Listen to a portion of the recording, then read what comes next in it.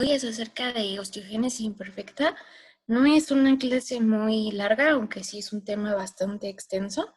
Entonces, pues, vamos a verlo.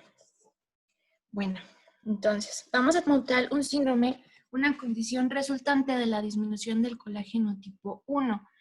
Este se va a deber principalmente, el 90% va a tener una mutación genética identificable, esto acotado a la mutación en los genes de COL1A1 y COL1A2.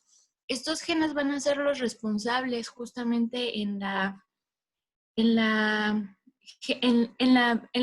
porción del colágeno tipo 1. Ahorita un poquito más adelante lo vamos a ver. Va a tener dos formas de transmisión. Una va a ser una forma autosómica dominante, predominantemente en los tipos 1 y 4, y unas formas autosómicas recesivas, que va a ser en la tipo 2 y en la tipo 3.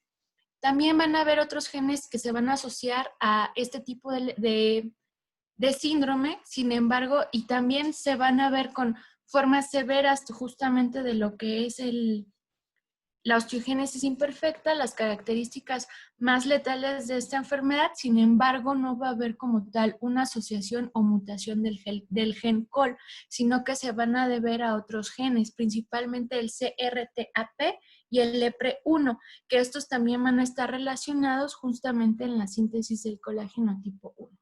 Y bueno, el colágeno tipo 1, este es un video en el que se va a mostrar cómo va a tener una formación o va a estar estructurado por dos hélices alfa 1 y una hélice alfa 2. Estas se van a hacer, se van a empezar a acodar justamente por la acción de ciertos genes, de ciertas proteínas. El gen COL-A1 va a estar encargado de las ramas del alfa 1, y también el COL-1A2 va a estar encargado de lo que son las alfa 2. Como se puede ver aquí, son los que van a regular la expresión de estos. Cuando hay una alteración justamente en estos genes, la hidroxilación de este tipo de gen a cambio de lo que es la prolina principalmente va a hacer algún cambio estructural, pero como les explico, la síntesis no nada más se va a quedar ahí. Algunos otros genes, principalmente el LEPR y el CRTAP, sin embargo, también otros genes en otras variaciones de esta enfermedad o junto con las variaciones en alteración del COL1A1 o COL1A2 van a estar involucradas en estos cambios en el colágeno tipo 1. ¿Ok? Bueno, dentro de la fisiopatología es que va a haber una disminución en la secreción del colágeno, una producción anormal del colágeno, y esto va a llevar a una producción insuficiente del osteoide. ¿Ok? Entonces, todas estas manifestaciones patofisiológicas van a dar como resultado las alteraciones en la estructura tanto molecular como en la estructura normal, tanto del hueso como de los componentes del mismo. ¿Ok? Van a tener manifestaciones principalmente ortopédicas y no ortopédicas. Dentro de las manifestaciones ortopédicas, dentro de las de manifestaciones ortopédicas vamos a tener la fragilidad ósea, la laxitud ligamentaria, van a ser pacientes con estatura baja, también la escoliosis, invaginación basilar, coxa vara o la dislocación anterolateral congénita de la cabeza radial van a ser dentro de las manifestaciones ortopédicas que más se van a caracterizar en este tipo de patología. Hay que recalcar también que las fracturas, debido a las alteraciones en la colágena, no van a sanar de una manera normal debido a que no va a haber un remodelamiento adecuado. Y también dentro de las fracturas más comunes vamos a encontrar la fractura avulsión de la apófisis del olecranon. ¿Ok? Y también vamos a encontrar muchas fracturas que van a estar fracturas por compresión, que se van a caracterizar por este tipo de imágenes que se les conoce como codfish vertebra, ¿ok? O en salmón. Y dentro de las manifestaciones no ortopédicas vamos a tener las escleras azules, la cara triangular, disminución o pérdida auditiva, vamos a encontrar también dentinogénesis imperfecta, un dato de hipermetabolismo, los huesos wormianos, piel delgada que va a estar propensa a las hemorragias subcutáneas y las alteraciones cardíacas como el prolapso de la válvula mitral y la regurgitación aórtica. ¿Ok? Hay un autor que principalmente hizo el desarrollo de la clasificación de Silence, propiamente fue Silence, junto con otro coautor, en las que ellos encontraron, o estudiaron, mejor dicho, este tipo de patología. La dividieron de acuerdo al tipo de herencia en la cual se destacaba y también en las manifestaciones clínicas y físicas que tenían los mismos pacientes. En la tipo 1 es una herencia autosómica dominante y habitualmente van a tener las escleras azules.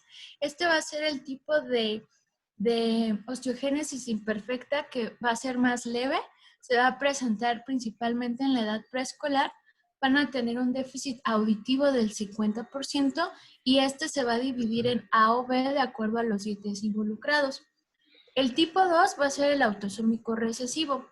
Este va a tener un desorden cualitativo en el colágeno, también las escleras van a ser azules y este va a ser letal en el periodo perinatal.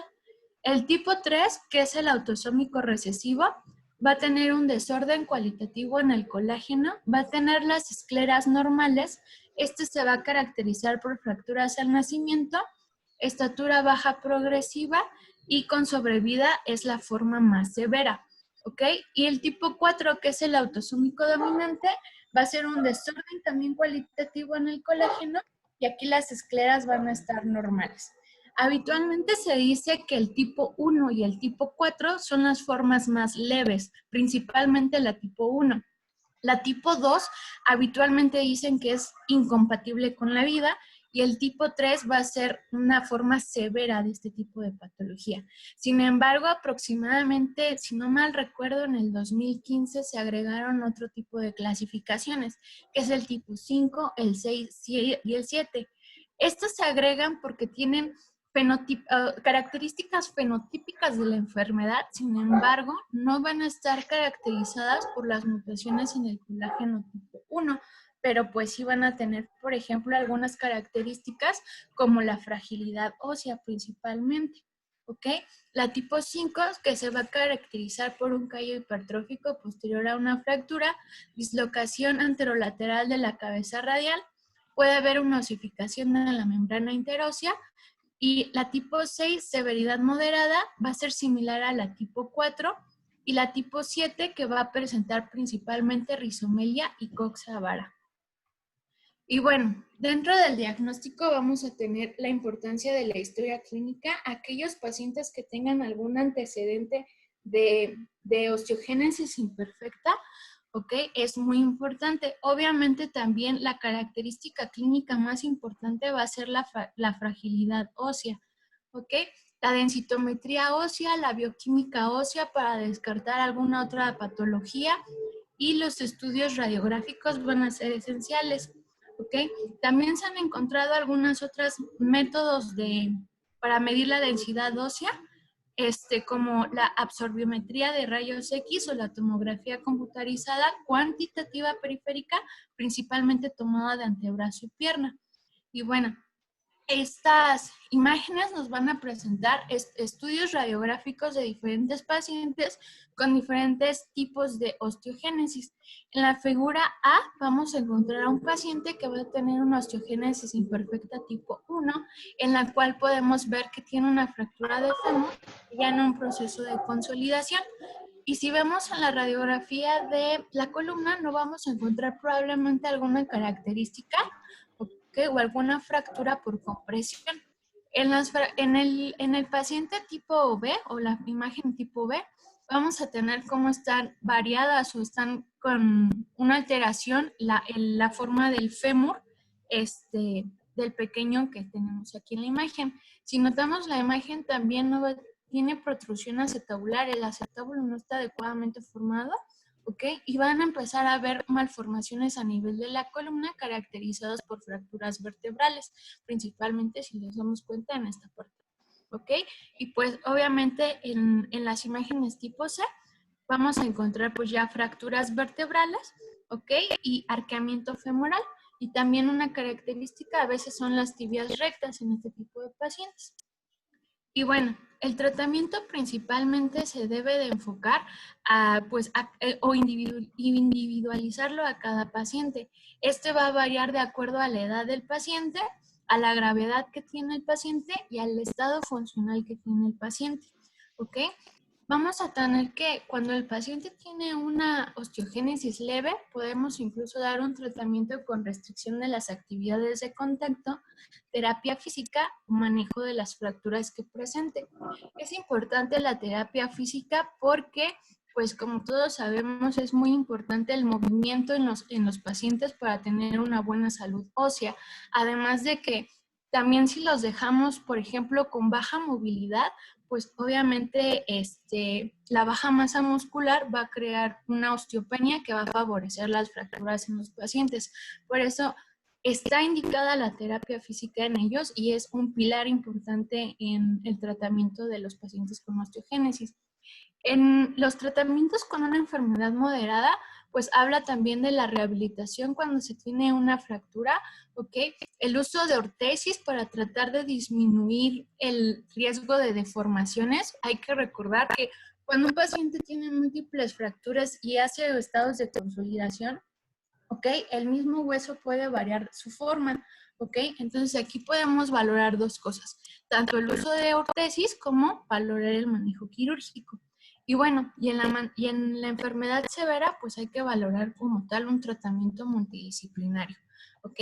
Sin embargo, las metas de todos los tratamientos siempre va a ser como tal disminuir el riesgo de fracturas, ajá, mejorar el dolor, promover el crecimiento, mejorar la movilidad y también la funcionalidad del paciente. Y bueno, un tema controversial en el manejo de estos pacientes va a ser el uso de los bifosfonatos. Estos van a mejorar la masa ósea y su estructura, van a reducir el riesgo de fractura. Esto se va a deber a que van a inducir la apoptosis osteoclástica y también van a disminuir la actividad osteoclástica. ¿Ok? Principalmente hay estudios en los que dicen que se pueden administrar tanto por vía oral como por vía intravenosa. Sin embargo, los bifosfonatos intravenosos ya han encontrado por estudios de metaanálisis que mejoran la densidad mineral, van a reducir el riesgo de las fracturas y van a mejorar en los pacientes el dolor crónico. ¿Ok? Dentro de las complicaciones que más se presentan con el uso de bifosfonatos va a ser obviamente la irritación gastrointestinal, la reacción de fase aguda al uso de bisfosfonatos, que se va a caracterizar por la hiperpirexia, mialgia, debilidad, la hipocalcemia transitoria, que esta va a mejorar mucho con la administración de calcio y de vitamina D, tanto por medicamentos como por la dieta, y algo que es muy frecuente, y creo que esta es pregunta de examen en muchos lados, que van a favorecer la osteonecrosis de mandíbula. Pero aquí también yo encontré en 3 bibliografías que la osteonecrosis de mandíbula no se ha reportado en ningún paciente pediátrico. Entonces, pues eso sí sería importante para valorar el uso de los bifosfonatos en este tipo de pacientes. Particularmente, bueno, y eso lo podemos ver un poquito más adelante, pero dicen también que el uso de bisfosfonatos se administran a aquellos pacientes cuando tienen más de 6 años y que ya tienen una incidencia de fracturas de 3 o más en un hueso largo en un año por 2 años. ¿Ok? Ese es el momento en el que se inicia el uso de los bisfosfonatos, pero pues yo creo que ahorita preguntándole a los doctores vemos la experiencia que ellos han tenido con el uso y la administración de los bisfosfonatos. Y bueno, otro pilar va a ser el tratamiento de las fracturas en agudo. Dentro del tratamiento de las fracturas en agudo, es importante valorar tanto a los padres como a los cuidadores primarios, ya que el manejo conservador en muchas de estas fracturas va a ser un pilar importante para el manejo de estos niños, ya que estos van a proveer estabilidad y van a mejorar en el dolor. Hay que valorar también el manejo no quirúrgico en menores de 2 años y el quirúrgico cuando estamos hablando tanto de fijación con barras telescopadas como con la fijación con mecanismo de carga compartida. ¿Qué quiere decir esto? Nosotros estamos acostumbrados muchas veces a que en las fracturas con huesos largos hay que tratarlas o se pueden tratar con placas y tornillos. Esto es muy común. Sin embargo, también hay que comparar la calidad ósea de los niños que tienen osteogénesis imperfecta, ya que la distribución de las cargas, también la pobre calidad ósea que van a tener estos niños, muchas veces no van a permitir como tal que este tipo de osteosíntesis se estén ocupando en los niños. Es por eso que uno de los métodos más empleados fue la osteotomía o es la osteotomía de Sophia Miller. Esta es una osteotomía tanto para el manejo de las correcciones angulares como también para el manejo de las fracturas, en los cuales se hacen múltiples cortes o se hace un corte a nivel de los huesos largos y se va a corregir con un clavo. Ellos, la primera técnica que ocuparon fue una técnica de una barra que es rígida. ¿Ok? Habitualmente nosotros ahora con el doctor Mora para corregir justamente estas angulaciones, pues él ocupa el clavo de Fassier-Duval. ¿Ok? Pero obviamente los objetivos de cualquier tratamiento de las fracturas en los niños, pues obviamente va a ser la estabilidad y tratar de hacer una alineación en la extremidad. ¿Ok? Entonces, este es el caso de un pequeño que ya tiene un fémur angulado, ¿ok? Y es un fémur angulado de manera bilateral. Ay, perdón. Estos son los controles que el niño tiene a los 6 años con la colocación de un clavo de Fassier-Duval, ¿ok? Y esta es una fotografía del mismo niño a los 14 años, si no mal recuerdo, ¿ok? En la cual se ve que se ha corregido justamente la angulación y se sigue utilizando ese mismo clavo de Fassier-Duval, ¿ok? Entonces, pues sí es importante pues valorar eso. También es importante, por ejemplo, bueno, igual eso lo podemos discutir un poquito más adelante, por qué la técnica de telescopamiento y por qué no poner un clavo rígido. Pero bueno, les voy a poner un pequeño video acerca de la técnica de colocación de Fassier-Duval. Es un poquito largo, ¿ok? Pero no sé si algún momento hayan tenido la oportunidad de entrar a uno con el doctor Mora. Entonces, pues sí es interesante porque hasta la misma manera en la que se debe de armar el clavo es importante dentro de la colocación del mismo.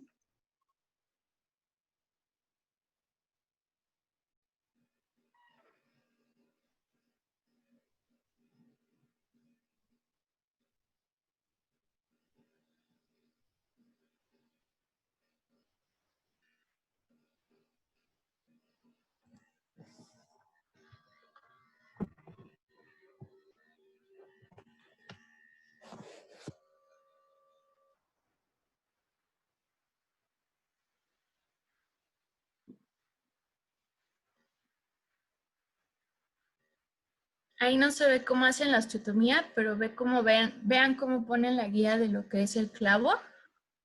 Va a tener dos componentes, lo que es el macho y la hembra, y esto también es importante en el armado porque muchas de las complicaciones o dentro de las complicaciones que más se encuentran de la colocación de estos clavos se debe justamente a estos componentes, tanto al macho como a la hembra del clavo de Fassier-Duval.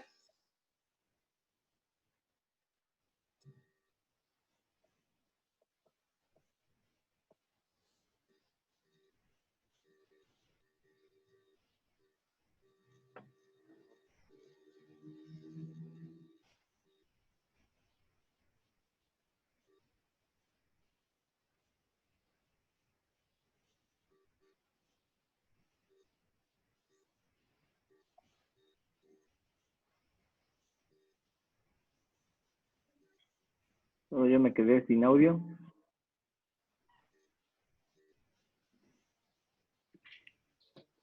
No, creo que no hay audio. Es que no avanzaba por allá, gracias.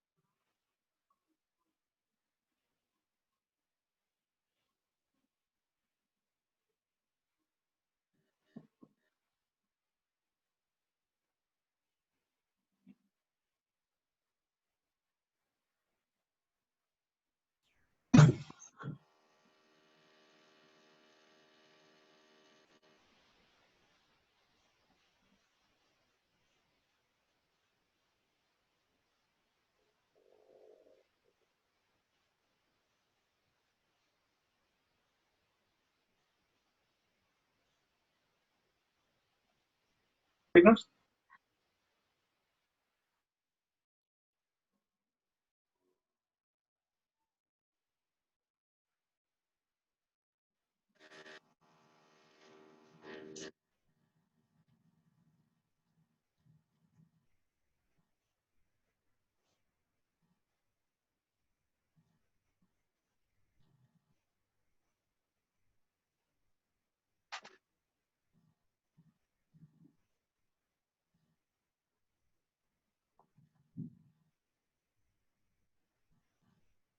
Esa es la parte que les digo del acoplamiento entre el macho y la hembra.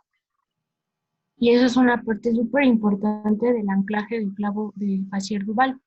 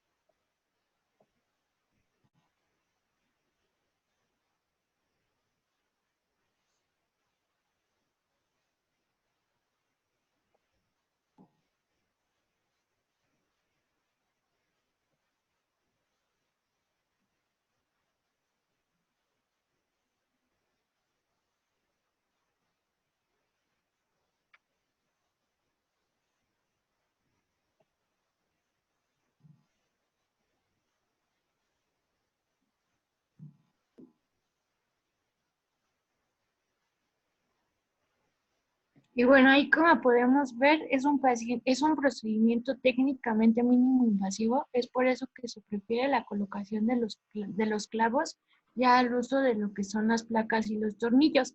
Aparte de que se ha encontrado ya por estudios de metaanálisis que este tipo de instrumentación o de manejos van a requerir incluso, van a tener tan menos probabilidades de complicarse que solamente se van a volver a reoperar aproximadamente el 25.7% de los pacientes, ¿ok? Entonces, como les había explicado, dentro de este tipo de uso de clavos, ¿ok? Dentro de las complicaciones que más vamos a tener va a ser lo que es la migración de la barra, como una de las complicaciones más importantes, en las que cuando no se calcula adecuadamente el tamaño de la barra y este va a sobresalir de lo que son de lo que es el ancho del hueso, ¿ok? Este va a tener una migración del mismo. Y también la otra es que cuando no se hace ¿cómo explicarlo?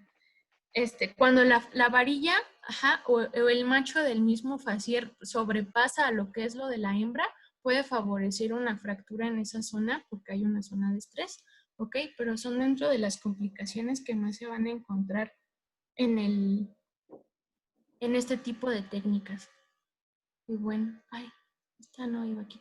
Pero también dentro de las otras complicaciones que vamos a encontrar dentro de los pacientes con osteogénesis imperfecta va a ser la escoliosis. Estos pacientes la van a presentar dentro de lo que es el 39 al 80% de los pacientes. Y para el desarrollo de esta patología van a haber múltiples teorías. Una va a ser la fragilidad del cuerpo vertebral, la misma forma del cuerpo vertebral que van a tener estos pequeños, la laxitud ligamentaria que va a favorecer como tal una disminución en la fuerza que va a tener la columna, la debilidad muscular de los niños, la oblicuidad pélvica y las fracturas vertebrales a los que van a estar propensos, ¿ok? En mi opinión, yo pienso que no es nada más una sola teoría, sino que son varias las implicaciones que van a tener estos niños para que haya el desarrollo de la escoliosis. Hay literaturas en las cuales dicen que la instrumentación de los niños con osteogénesis imperfecta es cuando tienen una curvatura mayor a los 45 grados. Ahí se puede valorar el uso de la fijación o incluso la fusión vertebral, ¿ok? Y también la progresión de la osteogénesis imperfecta también va a estar variable de acuerdo al tipo de osteogénesis que ellos tienen. La forma leve, que es la tipo 1, habitualmente va a tener un desarrollo de la escoliosis de 1 grado por año. La tipo 3 va a tener de 6 grados y la tipo 4 va a ser de 4 grados por año. ¿Ok? Pero entonces esto también es importante en los niños que tienen osteogénesis imperfecta. Otro padecimiento u otra característica clínica que van a tener los niños van a ser las anormalidades craneocervicales. Estas se van a observar en el 37% de los pacientes y de mayor a menor grado va a ser la platibacia, la impresión basilar o la invaginación basilar.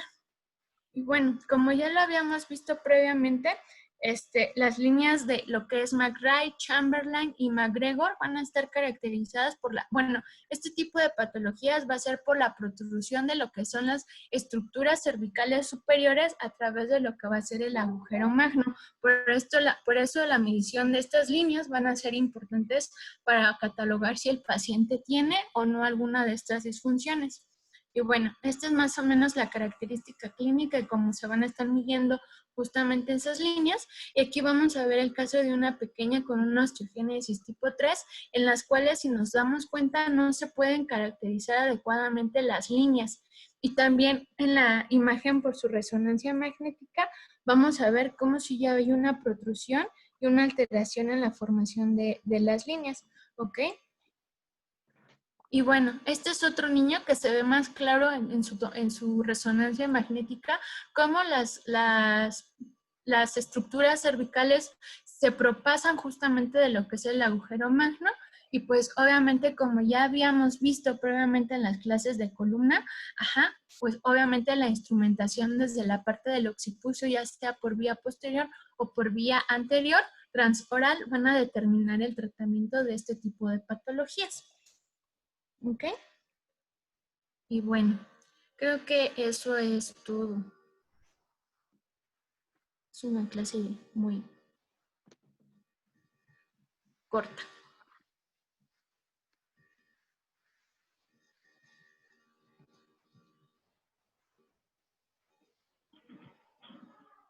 No sé si tengan alguna duda.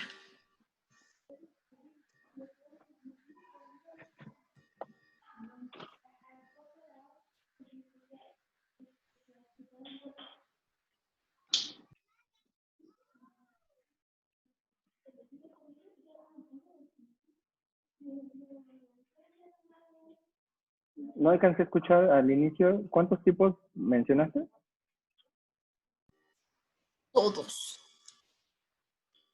Los principales son 1, 2, 3 y 4, pero a partir del 2015, si no mal recuerdo, agregaron el 5, 6 y 7 principalmente dentro de la clasificación de Silence, pero no encontraron que esta esté caracterizada por mutaciones a nivel del colágeno tipo 1, pero fenotípicamente los pacientes tienen características de fragilidad ósea principalmente.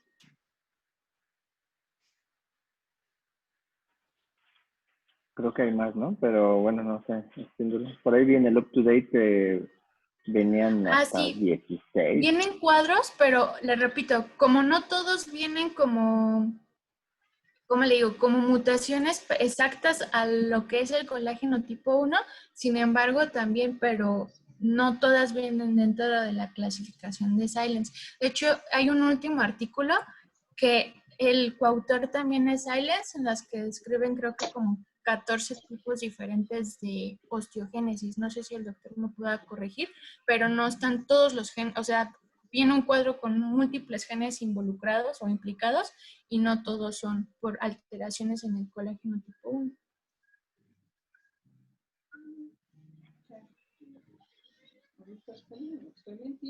Hola, buenas noches a todos. Bueno, pues igual es un tema muy, muy amplio y árido, sobre todo en ciertas cosas, pero bueno, sí, básicamente se dividen en autosómicas dominantes, autosómicas recesivas. Las autosómicas dominantes básicamente van a afectar la cuestión de la glicina, y ahí se consideran, por ejemplo, de la 1 a la 4, las recesivas básicamente de la 5 a la 11, del 5%, y bueno, esas, como dijiste bien, van a tener alteraciones en los genes que codifican el complejo de la 3-hidroxilasa, y bueno, hasta el 2016 había 8 formas autosómicas dominantes recesivas, y una que de hecho fue en el 2017 que comentaron que era de hecho ligada. Entonces, en total, pues básicamente, pues, de hecho, estas que comentas se les conoce como síndrome de osteogénesis imperfecta, porque efectivamente no se ve así una relación como tal, ¿no? Que conocemos a la colágena tipo 1. Y bueno, ahí nada más también comentar que en estas recesivas, por ejemplo, en la clínica, una característica de esto es que es de casco espacial, ¿no? Que sería una característica ahí. Ya hay muchas cosas que de repente comentan, ¿no? Que no todos, por ejemplo, van a tener estrellas azules, en fin, sí, algunas cositas por ahí, ¿no? En cuestión de la clínica, pues generalmente son de peso bajo, o hay que hacer un estudio de electroforesis en un gel de cultivo de fibroblastos dérmicos, ¿no? Eso va a dar el diagnóstico. Y bueno, no sé, hasta ahí en ese sentido de la osteogénesis y las variantes, pues son muchas. Otra cosa. No sé, bueno, Perdón. ya hay en cuestión ya es hacia... Uh-huh. No, síguele, perdón. Sí. No, está bien, porque bueno, ahí es prácticamente nada más como comentar esa parte de los antecedentes, y luego pues ya vendría la cuestión del estudio, ¿no? Pues digamos, clínico y por laboratorio, pero pues nada más comentar algunos tips ahí siempre tienen, por ejemplo, que valorar los niveles de vitamina D, la vitamina D activa, me refiero porque hay algunos pacientes que, por ejemplo, en los raquitismos, pues está muy aumentada la fosfatasa alcalina, pero por ejemplo el calcio y el fósforo están normales, y bueno, aunque tú le des tratamiento para osteogénesis, pues estos niños pues no van a tener una buena respuesta, por ejemplo, ¿no? Y pues es un tema, pues nuevamente sí amplio en el sentido de los tratamientos, ¿no? Como comentaban, el tratamiento médico y el tratamiento quirúrgico, pero dentro del tratamiento, y estos van a aumentar la densidad mineral ósea y van a disminuir el número de fracturas. En la actualidad, en México se utiliza ácido soletrónico, en algunos países, por ejemplo, de Sudamérica, utilizan pamidronato, y bueno, pues no sé si tengan por ahí algún otro comentario, pero bueno, sí, es interesante el tratamiento médico y pues obvio pues el tratamiento quirúrgico, ¿no? Pero sí está.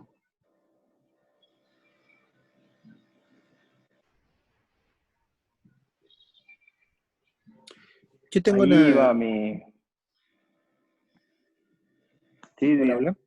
adelante, perdón. ¿Qué tal? ¿Cómo están todos? Muy buenas noches.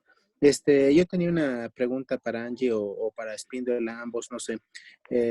Actualmente, bueno, como ya lo comentaste, Espíndola, el tratamiento con diferentes fosfonatos, pues bueno, ok, se puede utilizar, pero bueno, ya en México ya tenemos inhibidores del RANK como el denosumab.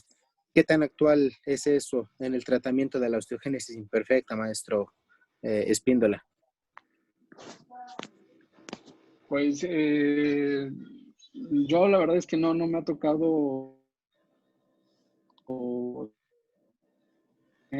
pacientes tratados con denosumab.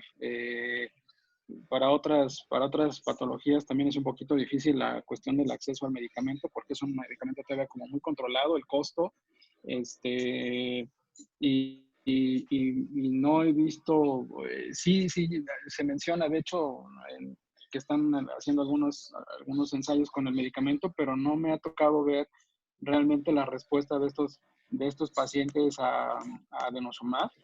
Igual como las otras terapias, ¿no? Porque al final del día, ahora, bueno, en la actualidad, pues hay muchas descritas en la literatura, muchas terapias, ¿no? Terapias génicas, terapias, pero no me ha tocado como tal ver pacientes tratados con denosumab, pacientes con osteogénesis imperfecta. En el hospital seguimos, bueno, los poquitos niños que tenemos con osteogénesis imperfecta, seguimos utilizando ácido zoledrónico porque aparte ya está en el cuadro básico y entonces como lo ocupan para otras patologías, pues también igual pues es más accesible y pues seguimos utilizando ácido zoledrónico, ¿no? No sé si alguien más de mis compañeros ortopedistas, pediatras, sobre todo también de la escuela de Shriners, de hecho, me parece que algunos pacientes que hemos visto, bueno, que de repente tienen esta cuestión de que de alguna u otra manera acuden al hospital Shriners, creo que algún médico de ahí estaba manejando, de hecho, acá a Clasta, y realmente no, también no, por más que así como buscado algo que me refiera a cómo les ha ido con ese tipo de medicamentos, la verdad es que no lo he encontrado. Pero sí pudiera ser una buena opción por cómo actúa el medicamento. Bueno, ¿me escuchan? Hola, hola. Perfecto, y claro, te Sí. escuchamos, maestro. Ajá. Deja ver para que me vean, si no, van a decir quién es este individuo. Bueno, hay muchas terapias en cuanto a la cuestión de la osteogénesis imperfecta en el tratamiento médico. Acá lo que debemos de entender es que el manejo del paciente con osteogénesis imperfecta es multidisciplinario. ¿Estamos? Entonces, nosotros como ortopedistas vamos a ver las deformidades angulares. Está bien que sepamos que hay así, los bifosfonatos y todo eso, pero este paciente lo tiene que seguir viendo endocrinología, porque él es el que nos va a dar las pautas de los medicamentos que va a utilizar. Créanme que fue un boom al inicio el haber utilizado bifosfonatos con ellos, porque hacía, más que nada, prevenía las fracturas, ¿no? Sin embargo, no era un tratamiento totalmente curativo, ¿no? Sabemos que la cuestión curativa con esos, a lo mejor lo vamos a ver con el tiempo, en una cuestión molecular donde hay una terapia genética molecular para el colágeno, ¿no? Pero bueno, entonces en este caso, cuando salieron los bifosfonatos, pues bueno, el primer bifosfonato que se utilizó fue el pamidronato, que se utilizó en Europa. Los franceses tienen mucha experiencia en esto, por eso es que ustedes conocen el famoso clavo Frazier-Duval, porque es francés. Entonces, el pamidronato empezaron a utilizarlos en la Unión Europea con muy buenos resultados. Sin embargo, acá en América, la FDA no lo quiso, se rehusó un poco en utilizarlo hasta cierto tiempo, que ya lo empezó a utilizar, pero en México no lo tenemos. Entonces, lo que se utiliza es el ácido saledrónico, que tiene un buen resultado también. El Prolia, que es el que se refiere el doctor Díaz, está todavía en vías de estudio. Ahí, si ustedes los buscan en artículos, son muy pocos artículos que hablan del Prolia con niños con osteogénesis imperfecta. En México, en el Hospital Shriners, se está haciendo el protocolo, más sin embargo, todavía no hay resultados fidedignos, ¿no? Pero pues yo creo que es una buena alternativa que se puede utilizar. Sin embargo, vuelvo a insistir, son medicamentos un poco caros, ¿no? Entonces, a veces el paciente es muy difícil que los llegue a utilizar. Y otra cosa, tienen que estar checando los niveles séricos con endocrinología. De verdad, a veces nosotros como traumatólogos queremos hacerlo todo y la verdad es que sí está bien saber qué es lo que se utiliza, pero debe de llevarlo el endocrinólogo, ¿sale? Y que sea pediatra, si es que es el niño es pequeño, ¿no? ¿Estamos? Sí, creo que como dice Luis, bueno, había que sentar ahí las bases de que efectivamente esta es una patología que tiene que tener un tratamiento multidisciplinario. De hecho, se tienen que ver por todas las especialidades de pediatría, llámese nefrología, llámese endocrinología, cardiología, y efectivamente, bueno, pues sí hay que estar pendiente de los pacientes. Entonces, bueno, de hecho ahí, por ejemplo, a quienes les van a dar, por ejemplo, ácido soledrónico, bueno, está comentado que hay que dar sobre pacientes con alta tasa de fracturas, por lo menos 3 fracturas al año. Por ejemplo, si tienen ya datos de una aplastamiento vertebral, si hay deformidades óseas, por ejemplo, también igual hay que dárselo en formas moderadas. ¿Y cuando iniciar el tratamiento? Bueno, pues está visto que desde el año de vida no tiene, se ha visto algún beneficio en formas leves o, por ejemplo, en pacientes que tienen una densitometría alterada, pero que, por ejemplo, que no tienen fracturas. Y lo que sí es que, bueno, de hecho, por ahí si lo quieren revisar o se los mando después, de hecho decimos, bueno, eso fue lo que hice de trabajo para el INP y bueno, ahí comento, por ejemplo, los tipos de bifosfonatos que hay. Hay 2 tipos de bifosfonatos y bueno, también pues ahí comento, por ejemplo, las dosis recomendadas para utilizarlo. Y tienes que estar pues muy al pendiente, de hecho, sí, con el endocrinólogo y tendrán que tomarle, por ejemplo, niveles de calcio. Los pacientes tienen una hipocalcemia y se ponen bastante mal si el pediatra, porque a veces no está el subespecialista, a veces está el pediatra de guardia y pues entonces tendrá que estar muy pendiente y estar monitorizando al paciente para que no vaya a tener alguna complicación por el hecho de a veces pasarlo muy rápido, de pasar una dosis que a lo mejor es mucho mayor para el paciente.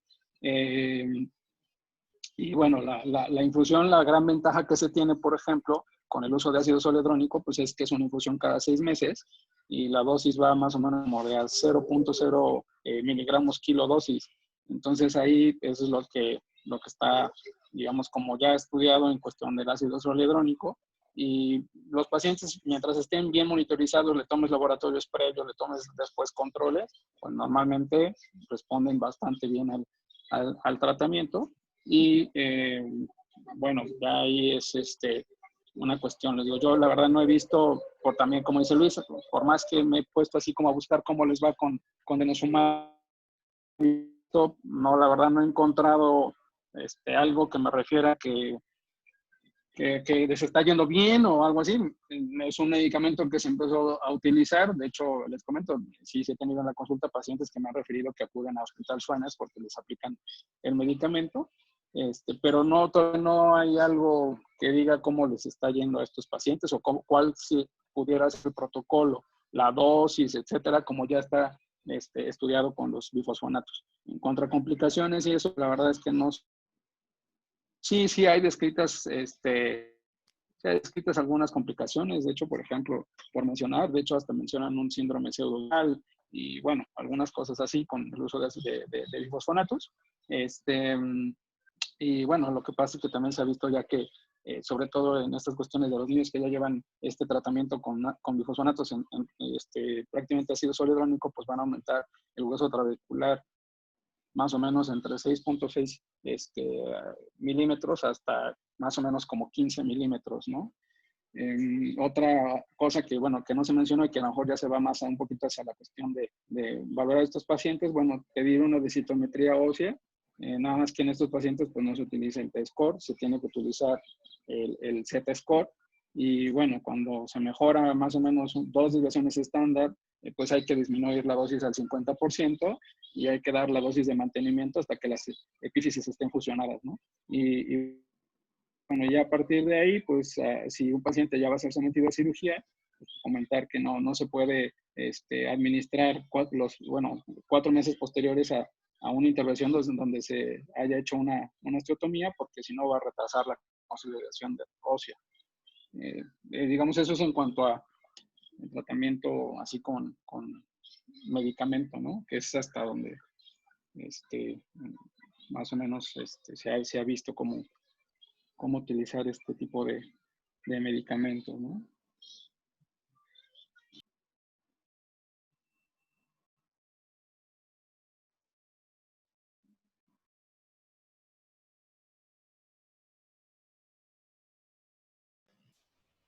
Perdón, activé el audio. Ahí sí tengo una duda, por ejemplo, en los niños con osteogénesis, las bibliografías que consulté decía que, por ejemplo, el hacer las osteotomías y la colocación de los fascier a partir de los 4 años, pero otros valoraban incluso el grado de angulación que tuviera el paciente, que incluso han tenido pacientes que han operado a los 3, 4 años y que la finalidad de la colocación, por ejemplo, del fascier es mantener el alargamiento, ¿no? Y ya no volverlo o meterlo nuevamente a un sometimiento quirúrgico.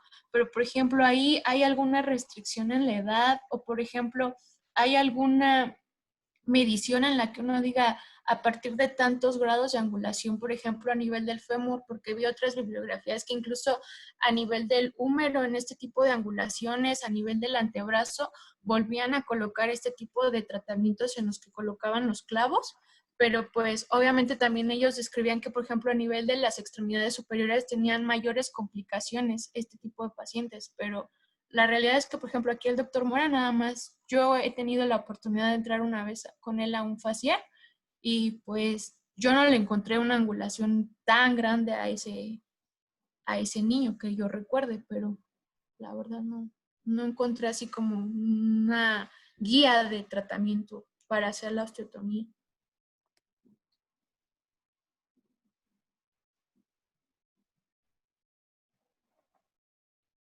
Bueno, no sé ahí, Luis, ¿qué opinas? Si hay alguna restricción en cuestión de la edad. Bueno, no hay como una restricción en edad, ¿no? Va a depender, así como dices tú, Angie, ¿verdad? Angie. Va a depender mucho del tipo de la deformidad angular que tenga. Pero también no hay que olvidar que también el Fraser Duval es, o bueno, un clavo telescopado es también preventivo, ¿no? Es curativo y preventivo, ¿sale? Por eso cuando llega un paciente y ya tuvo varias fracturas, muchas de las veces cuando ya llega fracturado se decide ponerle el Fraser Duval, ¿no? Sin embargo, acá sí te comento, hay niños que, bueno, tienen un potencial de marcha, empiezan a caminar al año y medio, 2 años, 3 años, y por las múltiples fracturas que van teniendo pierden la capacidad de marcha. Entonces, lo que se quiere con ellos es que cuando ya tengan por lo menos 3 fracturas, probablemente en una, o si en una misma fractura, una angulación, de grados es muy difícil de hablarte, ¿no? Porque ya va a depender mucho de la clínica y del paciente. Pero si tú ves que tu paciente está perdiendo el potencial de marcha en extremidades inferiores, vale la pena ya poner el telescopado para prevenir la fractura con el tiempo y que no vayan agregándose más deformidades angulares que le propicie pérdida del potencial de marcha. Acá el tratamiento es bien importante en lo que corresponde a nosotros, porque si tú vas a tener tu paciente con osteogénesis imperfecta, que no son muchos, la verdad es que no hay una población tan grande, pero sí los hay, ¿sabe? Tú lo dijiste muy bien en tu presentación. Un buen niño cuidado de osteogénesis imperfecta no es que lo estemos cuidando como una burbujita, ¿no? Lo más importante es la terapia física, porque la terapia física le va a ayudar a que tenga una buena fuerza muscular y eso va a ocasionar que, muy aparte que si ya tiene un problema en la colágena, no se agregue la fragilidad ósea por desuso. Entonces, es bien importante la terapia física, ¿no? Y posteriormente, pues ya se valoran los medicamentos, ¿no? Los medicamentos. Y pues, hasta el último, pues dejamos el telescopado. Pero acá viene otra cosa, y ojo, que acá a lo mejor ustedes lo escuchan muy bonito, que un clavo telescopado, y es bien padre poner un clavo telescopado, ¿eh? Así como te gustó cuando entraste con el doctor Mora, es bien padre meter un clavo telescopado. Pero acá viene la cuestión del costo, ¿sale?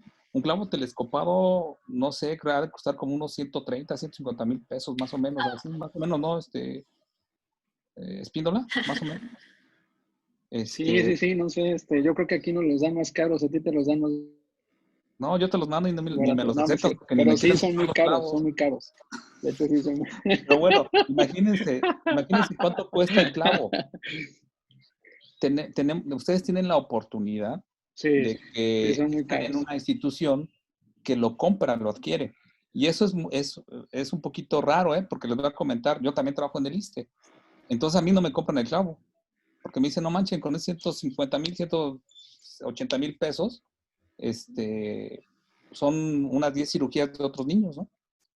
Y imagínense, a veces no solamente se opera un fémur, se opera también 2 fémures y 2 tibias. Entonces imagínense cuánto cuesta ese niño, ¿no? Lo malo es que no se O, revenden el, esos o, telescopados.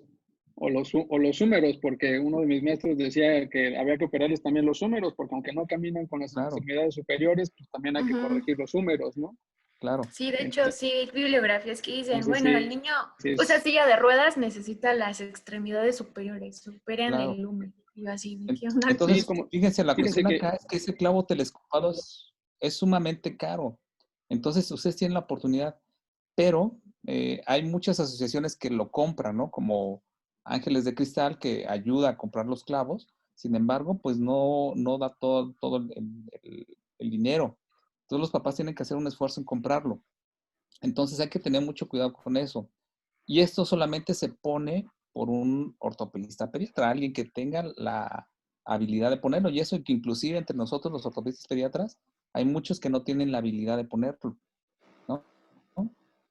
Porque tiene su chiste poner un clavo telescopado. Entonces, hay ocasiones en que, bueno, pues la cuestión es que te tienes que ayudar de ciertas características. Actualmente ya es bien difícil hacer un sofiel, ¿no? Con un clavo rígido. Sin embargo, a veces un niño con osteogénesis perfecta se tiene que hacer un sofiel y de todas maneras poner el clavo telescopado, ¿sale? Pero hay ocasiones que no lo tienes, entonces tienes que utilizar un clavo rígido. Hay otra opción que es muy vertical, es potencial, y yo hice un trabajo acerca de eso. Están los clavos elásticos, ¿no? En tu presentación comentaste tú que la rigidez en ellos no es muy buena. Entonces, un clavo elástico le puede ayudar y el costo es mucho mejor, ¿no? Entonces, a veces puedes utilizar un clavo elástico e inclusive se lo puedes dejar ahí un buen rato, ¿no? Hasta después se lo puedes quitar. Pero sí hay que tener mucha consideración en eso, en los clavos telescopados, que es un clavo muy caro, Y por ¿sale? ejemplo, si se ocupa un clavo rígido, ¿cuál es el tipo de clavo que se puede utilizar? Yo nada más leí, por ejemplo, el clavo de Rush, entonces, pero que tenía mucho riesgo de que saliera justamente del centro de la región y protruyera. Entonces, por eso decían que ellos no recomendaban la colocación de clavos rígidos, Sí. pero no, Es no que sé, si tú pues, te das cuenta, tu, tu, tu, tu cortical de un paciente con osteopenia perfecta es un cascarón. Entonces, si tú le pones un clavo duro, eh, no sé si han quitado, cuando quitan material, vamos a suponer que quitan un clavo centromedular o que quitan una prótesis y van a poner una prótesis de revisión, ¿han visto el canal cómo queda? Cuando se recarga la punta del vástago hacia la cortical medial, se ve cómo la cortical a veces va derechita y se hace como un sacabocado donde se recarga la punta del vástago. lo que pasa ¿Qué es que, pasa bueno, si tú pones un clavo rígido? o sea, si tú pones un ¿Sale? clavo Entonces se puede rígido protruir el clavo. Sí, porque al final del día se va a analizar las corticales. Entonces sí tiene que ser un clavo, por ejemplo, en los niños así pequeñitos para que también igual a lo mejor empieces a hacer alguna corrección y que entren al tratamiento con el glifosfonato, pues a lo mejor nos tocaba meter a los pacientes ponerles clavos Steyman, ¿no? Que son relativamente rígidos y que después puedes cambiarlos a lo Los mejor en lo Roche ya que como que son algunos viejitos, ¿no? haces precisamente. ujú. La ventaja de la, sí, pero a lo que voy es eso, que sí, que efectivamente si es un cabo más grueso se va a recargar sobre la cortical y la va a alisar. La va a alisar y entonces el cabo va a protruir. Por eso es que se supone que sería lo mejor pues utilizar un clavo sólido, ¿no? Para que le dé esa fijación. Y como dice Luis, sí, de hecho, por ahí me acuerdo que de hecho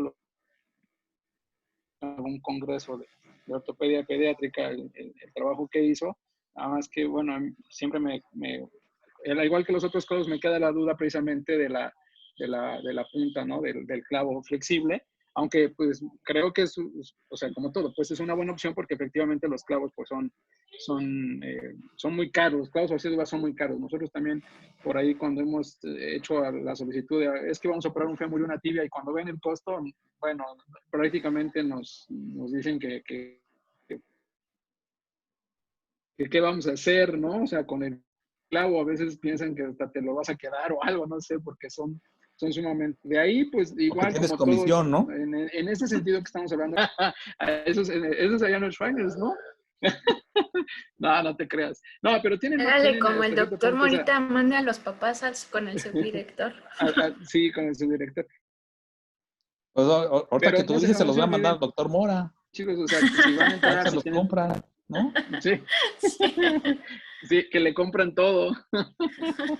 Pues hacer igual que todo, Mejor ¿no? véngase para acá, Su planeación. Hacer bien la planeación y todo desde ahí, pues igual a lo mejor ahí, por ejemplo, ¿cuándo puedes operar o cuándo a lo mejor se decide operar a un niño? Bueno, pues tentativamente a lo mejor cuando veas que el niño quiere ya, digamos, como pararse, ¿no? Intentar pararse, caminar, bueno, pues a lo mejor tienes que hacer valoración con el paciente. Nosotros lo único para que ya contemplaras después de hacer cirugía, sus radiografías que estén bien, comentamos ayer, en 2 proyecciones, el eje mecánico, AP lateral, ver cuántas cortas tiene esa deformidad, y bueno, pues ya de ahí, pues ver, ¿no? Pues la realidad del hueso, porque hay unos huesos que luego son sumamente delgados, como dice Luis, y ya cuando estás ahí, ay, sí cuesta mucho trabajo, pero bueno, pues sí, yo creo que he visto que se han utilizado clavos de Steinman y después se hace el cambio, si es posible, pues a un Fassier Duval o algo así.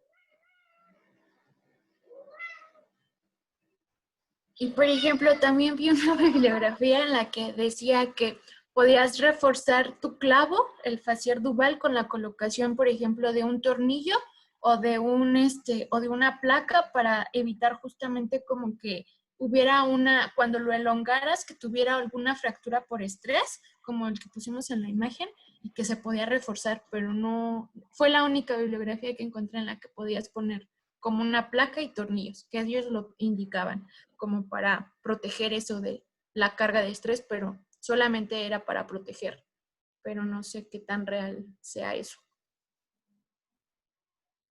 Es como si pusieras un clavo bloqueado.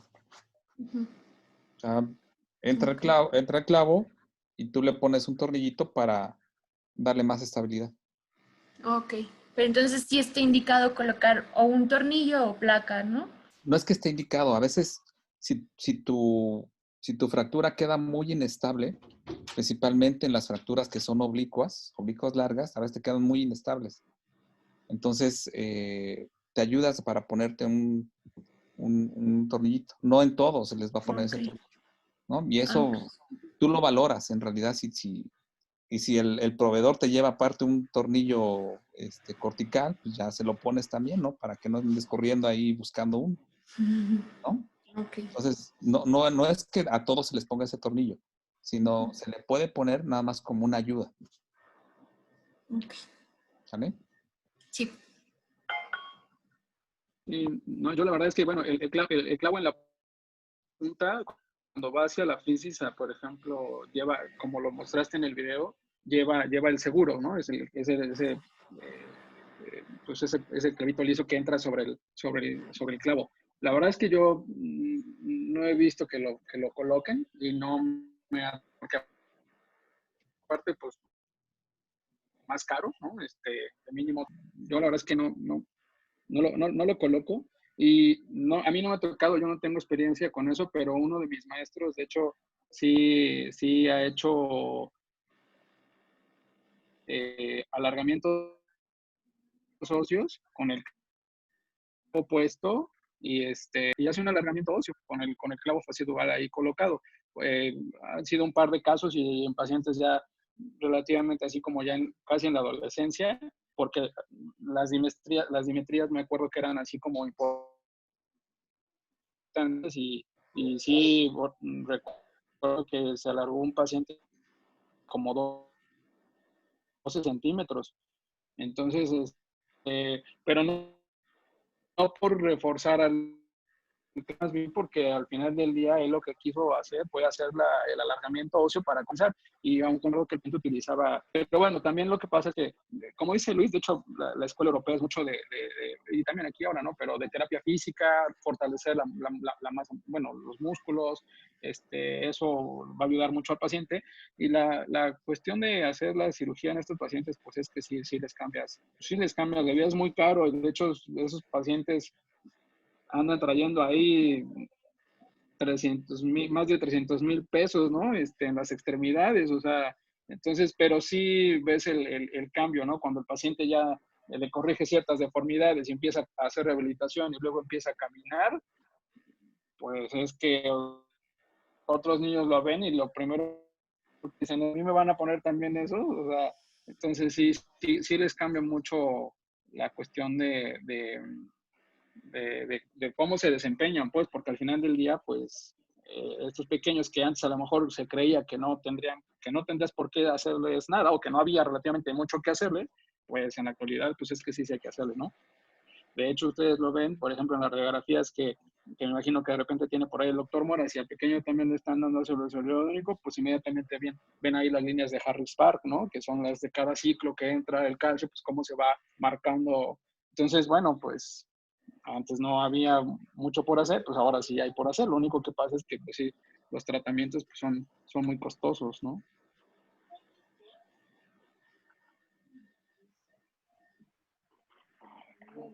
Bien. Si no hay más, vamos a revisar los artículos, ¿no? Antes de empezar, Díaz, ¿habías dicho de alguna nueva propuesta para los artículos? Te escuchamos. Sí, claro que sí. Mira, esta nueva propuesta más bien no es mía, sino es de Junior, perdón, del doctor García. El doctor García nos envió un mail, nos envió allí el manual del PEVA, y de ahí nos mostró o nos enlistó más bien, sí, una manera mucho más didáctica de presentar los artículos aquí en el Zoom. De hecho, ya está ahí en el mail, pero no sé si lo habrán revisado. Es básicamente eso, es una propuesta, en vez de tal vez proyectar ¿cómo se llama? El artículo en la pantalla, sino es básicamente hacer una mini presentación del artículo, vaya, que lleva un cierto orden para presentar dicha cosa. Eso era todo. Creo que tal vez es un poquito más práctico.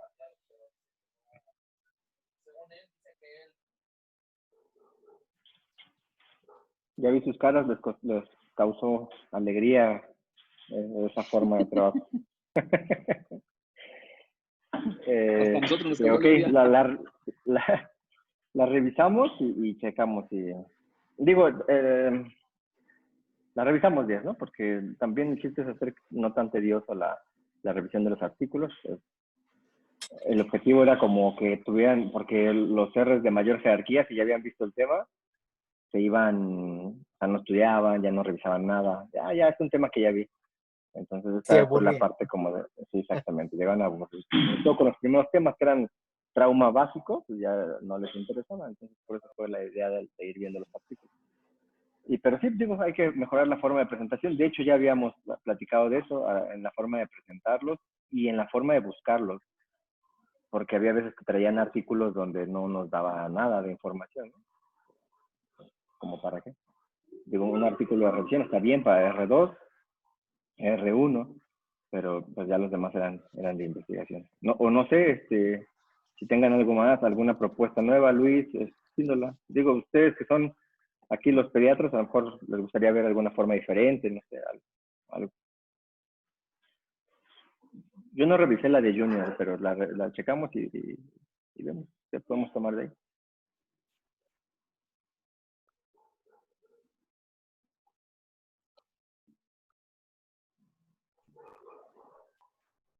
Bueno, no sé qué piense Luis. A lo mejor, digo, no sé cómo cómo es la nueva propuesta de que presenten sus artículos. Si eso les ayuda a los residentes pues, avanzar en la manera de, como dices tú, de cómo buscar sus artículos, de que a lo mejor sean, pues no quiero el de ayer, ¿no? Pero a lo que me refiero para ellos es si les va a ayudar a buscarlo, si les va a ayudar a resumir el artículo, a que sean artículos que efectivamente nos interesen. Por ejemplo, ayer que comentaba, ¿no? Por ejemplo, acerca de los tratamientos para el tema que se vio ayer. Pues de hecho también uno se va y se pone otra vez a revisar cosas para estar al tanto y no decir, no, sí, creo que eso todavía se utiliza en ese tipo de grapas. Y no, la verdad es que no, si uno va, ya son artículos muy, muy viejitos. Por ahí uno de 2012 donde menciona que de hecho se ha cambiado el instrumental para hacer la colocación y que porque, bueno, tiene la ventaja de que son más baratas, pero la gran mayoría de los demás artículos y de la bibliografía, pues menciona que tienen más complicaciones ese tipo de grapas que los otros que mencionamos ayer, por ejemplo. Pero es que a uno también, en este tipo de casos, pues te digo, o sea, pues sí, te sirve para ir y volver a documentar y volver a ver qué está pasando, pero pues habría que revisar cómo propone el doctor García, que no tengo el gusto de conocerlo, pero si es algo que le facilite y que mantenga al residente, pues ahí puedo decir que al día en cuestión de que, pues sí, voy a buscar mi artículo y me va, pues adelante. Yo creo que pues también es algo bueno para seguir avanzando y bueno, y seguir con la dinámica que ustedes tienen, ¿no? Que a mí me parece bastante bien.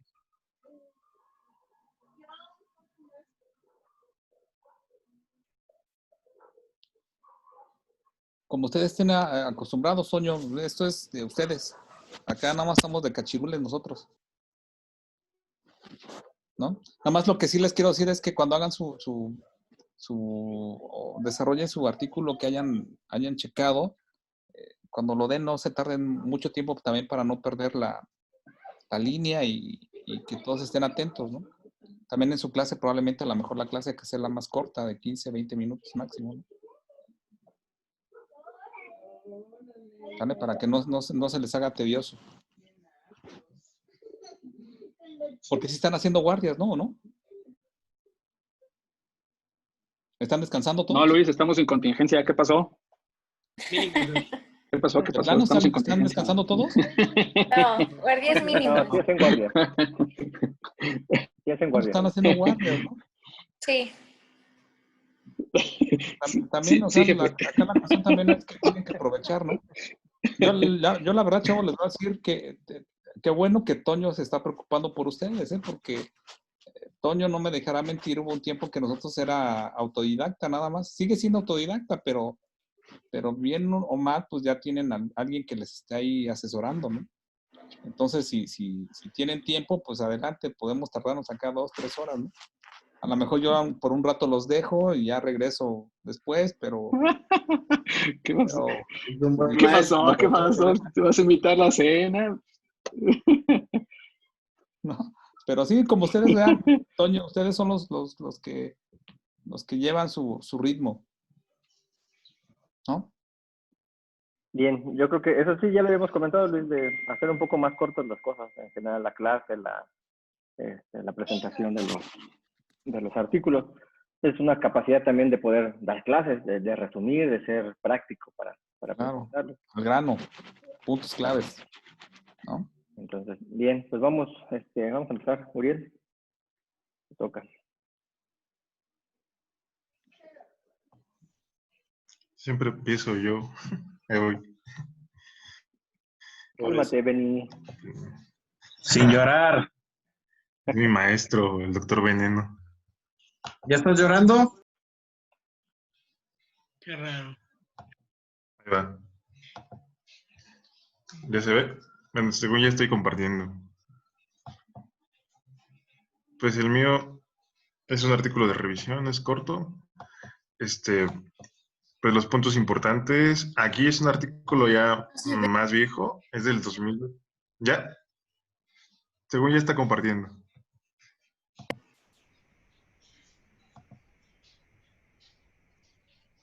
¿Sí se ve? No. No se ve. Ok. Es que hoy está más lento que siempre mi internet, pero dice que ya está compartiendo. Ya se ve. Ya se ve. Ay, Ahora. mandaste el mismo que yo. Bueno, los puntos importantes es, como les comentaba, es un artículo ya algo viejo, es del 2008. Aquí nada más habla hasta el tipo 6 de la osteogénesis imperfecta. Pues lo que ya, pues como es de revisión, pues ya se mencionó, la colágena afectada es el tipo 1. Las características importantes que creo que es importante destacar es hay un cuadro. Aquí son las diferentes características clínicas en las imágenes dependiendo del tipo de osteogénesis imperfecta. Habla que la 1 y la 4 son las de mejor pronóstico. Y bueno, este cuadro me pareció interesante, que habla, que aparte que resume lo que son las de mejor pronóstico, que es la 1 y la 4, y las que pues, básicamente son letales, que son la 2, la 3, por las características físicas de alteraciones óseas y del tipo de fracturas que van a presentar los pacientes. Al final, más que de ortopedia, de tratamiento ortopédico, sí habla ligeramente de cómo evaluar las angulaciones en los huesos largos, pero habla sobre todo del uso de bifosfonatos. Y pues ya, básicamente, pues eso sería lo importante de este artículo.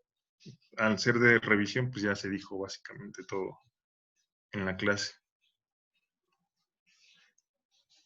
Y pues si faltan todos sí, yo también he visto pequeñas notas que son hasta 16 tipos, ¿no? En las nuevas clasificaciones, aunque en esta clasificación de los 6 tipos, por ejemplo, la 1, la 2 y la 3 la dividen en subtipos, dependiendo del genoma que esté afectado, y pues, que es autosómico dominante, que ya se mencionó.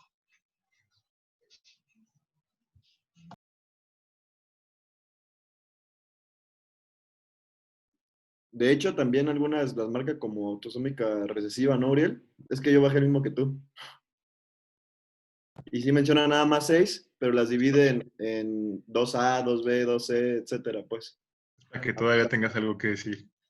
Pues sí, es que realmente es el mismo, no me fijé que habías mandado ese, ¿o sí lo mandaste al grupo? Ah, con razón. Entonces ese tema. Sí, perdón. El viejo truco. Cheque el grupo, Doc, ahí está. No, qué flojera. ¿Adán? Les comparto mi artículo. Y, ahí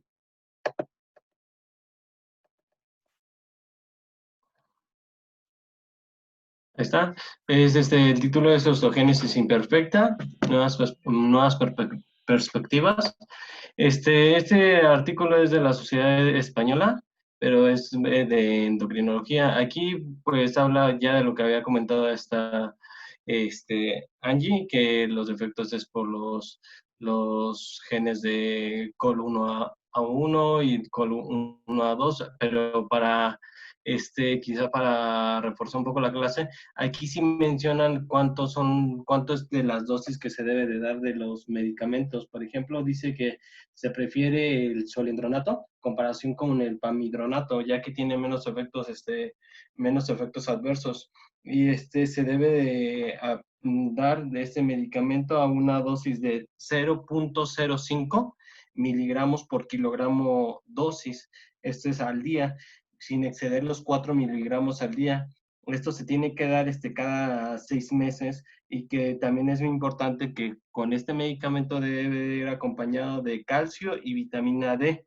Y se debe de administrar de manera prolongada, y siempre basándolos iguales como menciona el doctor, en una densitometría, pero tomando en cuenta el Z-score, que es en base a la edad del paciente. También aquí sí recomiendan lo que sería la Prolia, el denosumab, y la dosis es de 1 miligramo kilogramo, y se debe aplicar cada 3 meses. Y también dice que después, a las 36 horas, de aplicarlo se debe de dar igual calcio y vitamina D. Esto durante 8 semanas, descansar y posteriormente se puede volver a aplicar lo que es la Prolia. Y mencionan otro medicamento que es la catepsina. Catepsina, que dice que es un medicamento nuevo que todavía está en estudio y que puede ser útil acá está, en cada tepsina, que puede ser benéfico y que todavía está en estudio. Entonces, de ahí, aquí mencionan nada más hay que 11 tipos de diferentes, igual, como mencionaba, el 2 es el más agresivo. Y yo creo que nada más para reforzar lo que comentó esta Angie.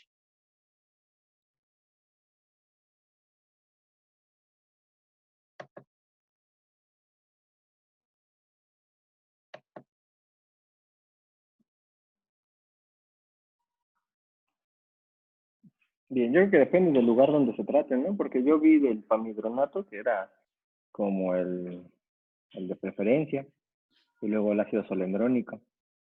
Y del denosumab que había comentado Díaz, lo único que ya había visto era que argumentaban que cuando se suspendía había una osteólisis cerca del año, 18 meses, porque el denosumab no se almacena como tal, no tiene un efecto directo al hueso, no se almacena en hueso, como usted mencionaba, a diferencia de los bifosfonatos.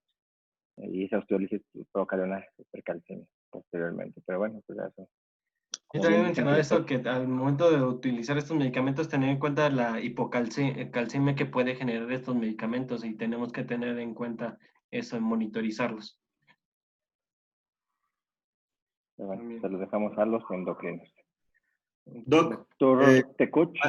Doc, antes de que prosiga, el pamidronato vía endovenosa, ¿qué opinión tienen acerca de ese medicamento? Bueno, no sé, no sé si esté yo en lo cierto, pero de hecho creo que lo que pasa es que en México se empezó a utilizar ácido soledrónico porque pamidronato nunca llegó, digámoslo así. O sea, no sé por qué, en su momento, de hecho les comentaba al inicio, pues, digamos, comentar algunas cosas del tema, que, por ejemplo, en Sudamérica, se utilizan pamidronato, pero creo que aquí en México fue porque en su momento, de hecho, no llegó, y de hecho, pues empezaron a ver y bueno, de hecho solicitar, porque no se utilizaba, de hecho, en niños, se utilizaba para osteoporosis y esas cosas, pero creo que esa es la razón por la cual aquí se empezó a utilizar ácido soledrónico más que pamidronato.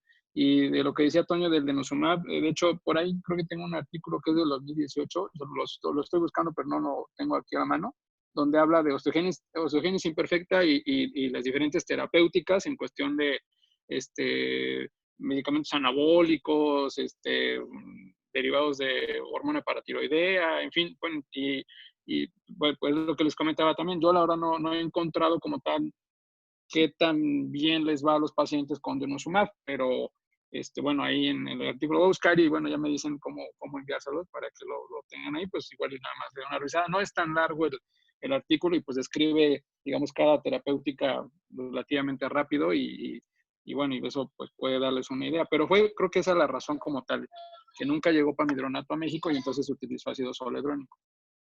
Entonces, digamos que no tenemos experiencia en México con el uso de ese medicamento, ¿no?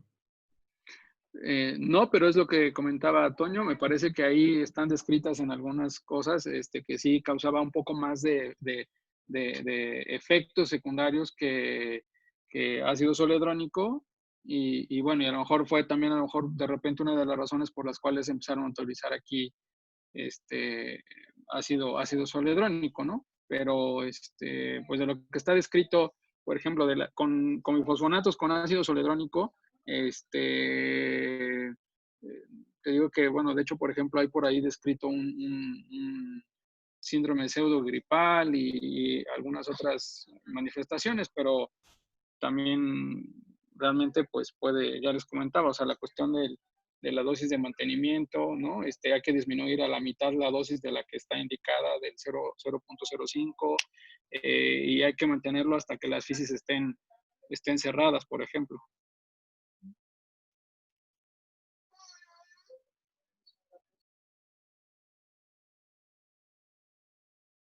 Gracias, Doc.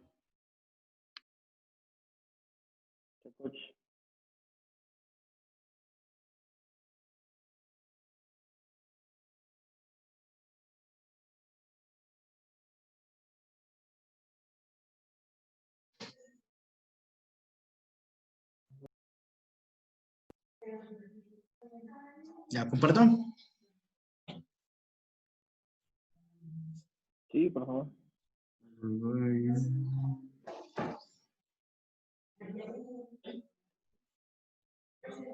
Pues a grandes rasgos habla del tratamiento o la terapéutica de la osteogénesis imperfecta, un artículo de Matrix Biology del 2018, yo creo que es al que se refiere el doctor Píndola, en el cual nos van a mencionar las diferentes opciones terapéuticas actualmente pues disponibles y unas que están en desarrollo para el tratamiento pues médico, ¿no? Hablan sobre los bifosfonatos y del denosumab también nos comentan que se puede iniciar en pacientes que sean resistentes al uso de bifosfonatos. Y también otro que es el romosozumab, que es el inhibidor de la esclerostina, igual que es una enzima lisosomal del osteoclasto, igual se está utilizando actualmente tanto para esto como para osteoporosis. Y bueno, y mencionan otras sustancias que aún no han sido utilizadas o que no se ha visto algún resultado a largo plazo, como lo que mencionaba, ¿no?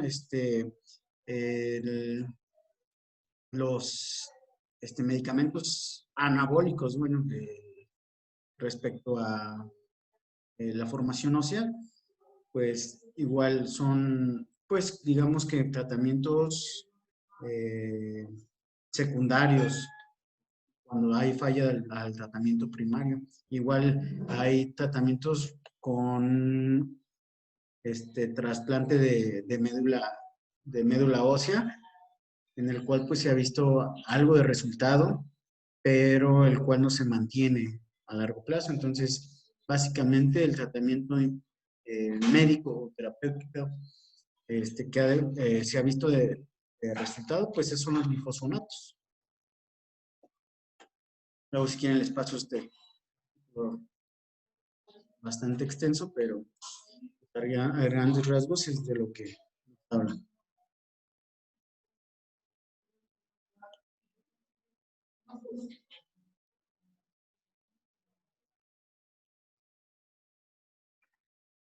Gracias, Pepe. Pues Benny, te dejaron solo tus compañeros. Dale.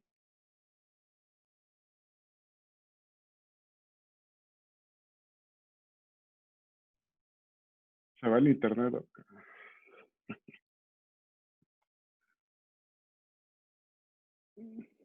Bueno, revisé este artículo. La verdad es que hay como pocos que sean como muy significativos y de replicabilidad de estos artículos que busqué.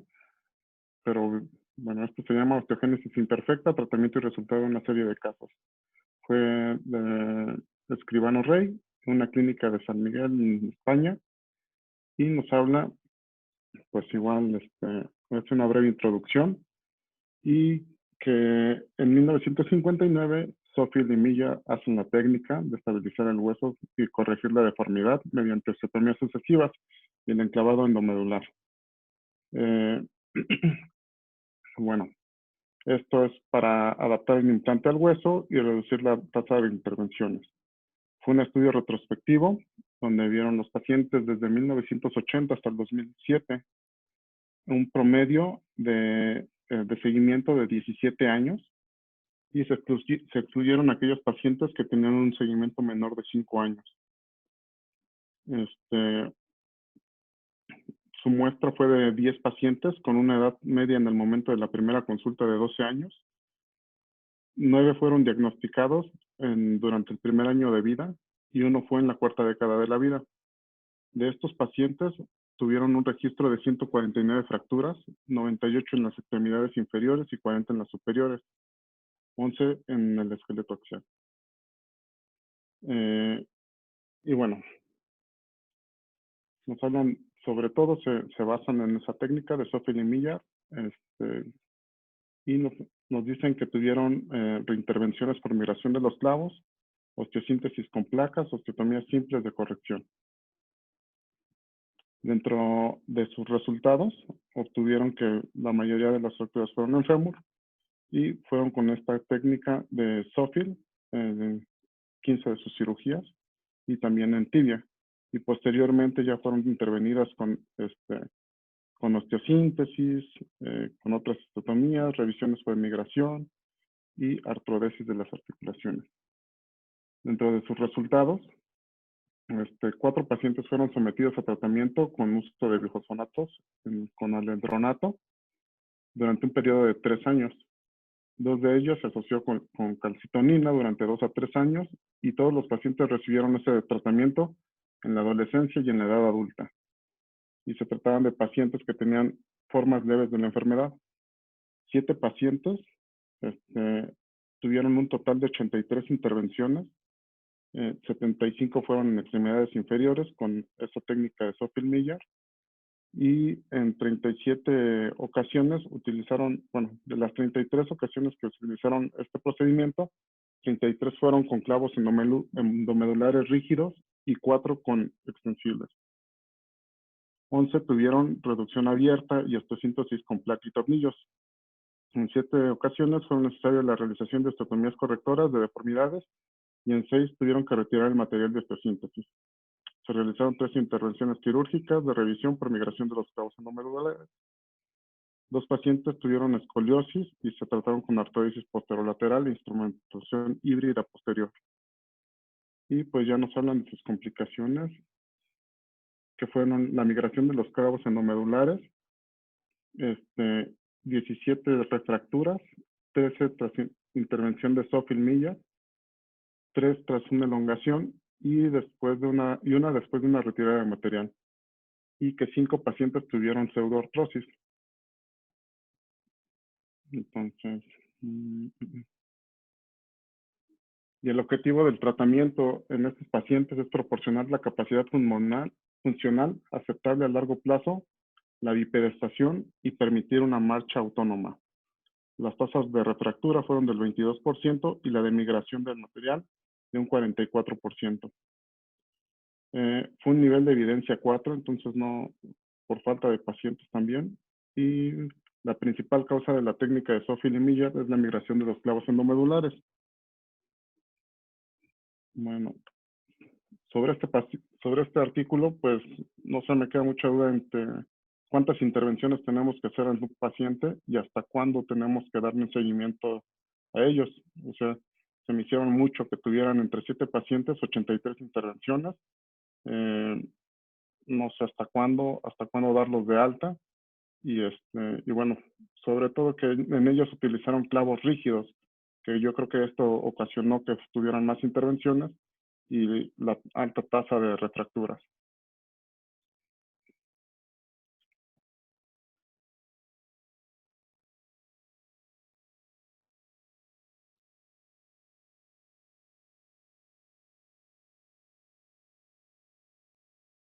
Sí, ¿no? Como Pues, comentan, operan pues, mucho al pues, mismo. en uno de los artículos que leí mencionaban que el número de refracturas disminuye pues entrada a la adolescencia. Pero no sé, eso que comentas, el número de cirugías que se puedan realizar, pues puede ser Pues variable, pueden ser. ¿no? Dependiendo del paciente. Es que Sí, no hay un tipo varía de... del paciente. No va a haber un número indicado de cirugía, son las necesarias, ¿no? Acuérdense que es un paciente que se va a estar fracturando y fracturando y fracturando. Por eso mismo se inventaron los telescopados para tratar de disminuir las cirugías con ellos. ¿Saben? Entonces van a ser las necesarias, las que necesite ese pobre pequeño si se está refracturando, ¿no?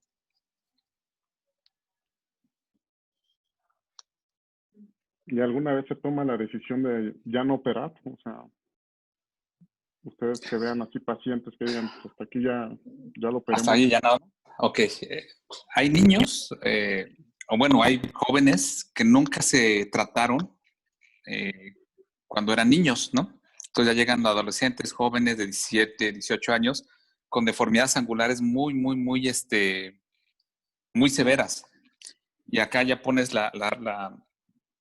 tienes que decidir porque si tú te das cuenta, biomecánicamente, si tú quieres hacer ciertos arreglos con ese paciente, si es que vamos a suponer tiene una deformidad angular en el fémur y en tibia, créanme que tengo pacientes que están así como en Z, sus pies. Entonces se retraen también la musculatura, los tendones, la cuestión vascular. Entonces, si tú los quieres enderezar, ya es imposible porque puede haber más problemas que beneficios. Entonces, sí puede haber un momento en que tú digas, sabes que este niño ya no se puede operar. ¿Sabes? Si te refieres a cuántas cirugías después de haberle hecho 30 cirugías, y dices ya no, pues va a depender mucho de la calidad ósea, va a depender de cómo se encuentra el paciente, pero en realidad el paciente si se fractura no lo puedes dejar también así. ¿Saben? Siempre hay que darle una oportunidad de tratamiento al paciente. Gracias. Sí, como dice Luis, nada más para comentar, es que de hecho a los pacientes que, bueno, ya estás planeando operar, de hecho, pues también tienes que valorar en ese momento si no necesitan hacerse algún alargamiento, ¿no? De alguna otra estructura, no sé, porque al final del día, pues sí, efectivamente, pues al momento de las líneas, pues a lo mejor necesitas hacer algún alargamiento en alguna zona, ¿no? De la extremidad. Y por eso es como comentaba también Luis, por eso se vuelve también un tratamiento pues costoso. Ya la cuestión de valorar al paciente y bueno, ver los tips, ¿no? De lo que te van, dejas un poco más largo, ¿no? Hasta cierto punto, por decirlo así, para que pues el paciente a lo mejor pues utilice ese mismo clavo. Hay pacientes que desafortunadamente con todo y el clavo se llegan a fracturar y ahí la situación es que en algunos pacientes, aunque resisten bastante los pacientes porque aparte tiene el anillado que va haciendo el bifosfonato, pues en algunos pacientes que de repente llega a pasar que a lo mejor no, por alguna razón, como son pacientes que tienen algunas otras complicaciones que no llegan a recibir el ciclo del medicamento cuando les corresponde, pues es que en ese sitio que se queda, pues puede haber una fractura y que se doble, por ejemplo, el clavo. Entonces, pues tienes que hacer un recambio del clavo. Entonces, pues sí, son varias cirugías, ¿no? Y aparte, porque bueno, acuérdate que también, por ejemplo, colocar un clavo y que de repente a lo mejor ves que en el crecimiento te va a hacer una coxavara y entonces ahora hay que hacer la osteotomía valguizante y, ¿no? O sea, con toda la técnica que está descrita por el doctor Facial Duval y entonces pues sí necesitan sí necesitas ir viendo en el transcurso la cuestión de ya, bueno, son de pero no sé, 2 o 3 recambios del clavo, o sea, entonces sí se vuelve pues muy, muy costoso, ¿no? Y son varias cirugías, son varias cirugías, ¿no? Y de hecho, te digo, o sea, por ahí yo me acuerdo del caso porque ese caso estuvo muy interesante porque al final del día era un chico que ya se había operado de un fémur y se fue a hacer la otra. Entonces, es ahí donde, bueno, viendo las alternativas, pues lo que hizo fue colocar el clavo, cerró el periósteo sobre el clavo y pues le fue dando seguimiento. Luego fue cuando después pues hizo esta cuestión de hacer el alargamiento sobre el clavo, ¿no? Ven cosas, ya pues sí es raro, pues en estos casos también es muy raro y entonces pues sí necesitan bastantes cirugías.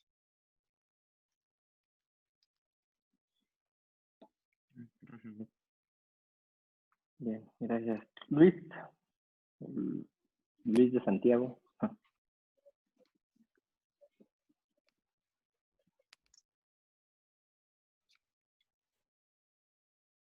El mío es una comparación de pacientes.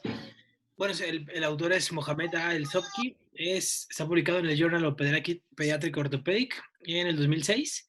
es en El Cairo de Egipto. Es una comparación de cirugía contra cirugía con pamidronato en el manejo de osteogénesis imperfecta. Es un estudio comparativo. El estudio era valorar la eficacia del pamidronato en pacientes con osteogénesis imperfecta. Dividieron en dos grupos. El primer grupo es solo tratamiento quirúrgico con clavos Fassier Duval, y el segundo grupo igual clavos con pamidronato. El primer grupo constituyó de 20 pacientes. Fueron operados de manera correctiva para las deformidades. El hueso más afectado fue el fémur. Fueron 10 hombres y 10 mujeres. Se realizaron 48 cirugías en un periodo de una edad de 4 a 14 años. 9 pacientes tenían osteogénesis imperfecta tipo 1, 5 tipo 3 y 6 tipo 4. Y bueno, después de colocar el clavo se hizo una inmovilización con yeso por 6 a 8 semanas hasta ver consolidación radiográfica. En el segundo grupo eran 20 pacientes con 60 deformidades, 11 mujeres y 9 hombres, y se realizaron 60 cirugías. Igual fue con el clavo más pamidronato. Y bueno, se evaluó que en el grupo 1, o sea, los de nada más cirugía, 3 pacientes pudieron caminar sin ayuda, 8 con muletas, 7 con silla de ruedas y 2 nunca caminaron. Y en el segundo grupo, que eran los con medicamento, 10 caminaron sin ayuda, 9 con muletas y 1 no pudo caminar.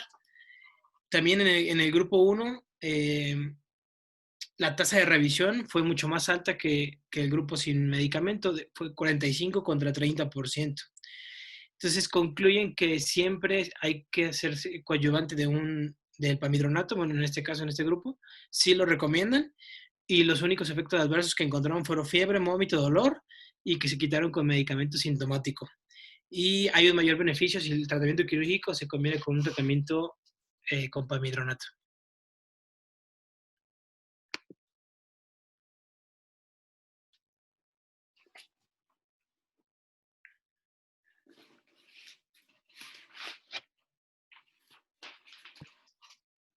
¿El uso de los bifosfonatos no aumentaría la pseudoartrosis, por ejemplo, en pacientes que se le colocara o se le realizara una osteotomía?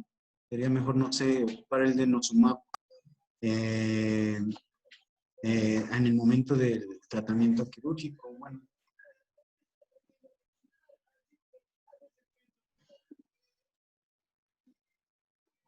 Bueno, de hecho ya comentaba que también está escrito que, o sea, el paciente debe como muchos tratamientos, o sea, le deben de dejar dar el medicamento o esperarse alrededor de 4 meses posteriores a la cirugía. Entonces, si tú lo operas, pues no le puedes dar su ciclo de medicamento el próximo mes, si lo operaste ayer. Tienes que esperar cierto tiempo para entonces volver a iniciar el ciclo bueno, en este caso ácido zoledrónico, que así está escrito, ¿no? Entonces sí, ¿por qué? Porque efectivamente retarda la consolidación ósea. Entonces, si una vez que el paciente ya se operó, pues tienes que esperar, porque sí puedes tener ahí algún problema, ¿no? Con eso.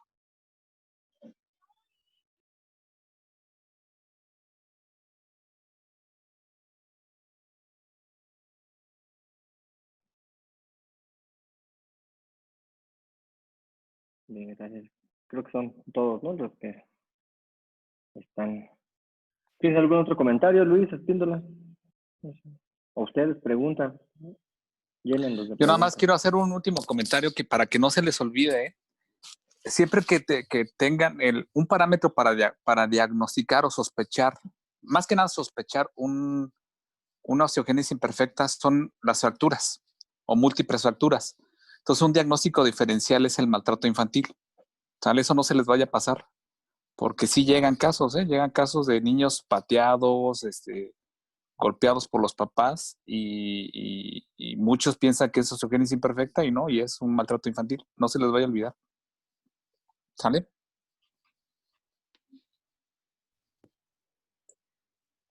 Gracias, Doc. La perla de hoy.